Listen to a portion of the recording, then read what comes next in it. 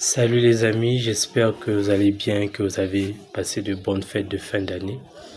En ce qui me concerne, ça va et les fêtes également sont bien passées. On a suivi hier soir le match qui a opposé le Barça à l'Espagnol. Un match très compliqué pour les deux équipes, notamment pour le Barça.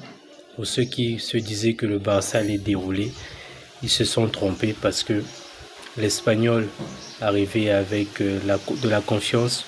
Ils étaient sur 5 victoires consécutives comme le Barça en Liga.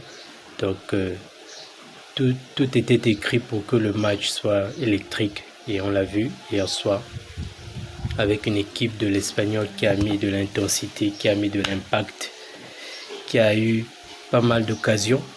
Et heureusement que Juan Garcia était là. Juan Garcia hier soir, c'était notre ange gardien parce qu'il a presque tout arrêté. Il a quasiment tout arrêté. Il a d'ailleurs fini homme du match, logiquement. Il a fait un très grand match. Le Barça qui a eu du mal, que ce soit en première période, même en deuxième période également. Il n'y a qu'à voir à quel moment les buts du match sont arrivés, à quel moment le match s'est débloqué. Il y a eu du déchet technique. Je me rappelle encore de la mauvaise passe de Pedri du pied gauche, ce qui est inhabituel, ça l'arrive très rarement. Même de la mauvaise passe également de Rafinha qui aurait pu amener une contre-attaque pour l'Espagnol. Au final, la victoire est là, 2-0.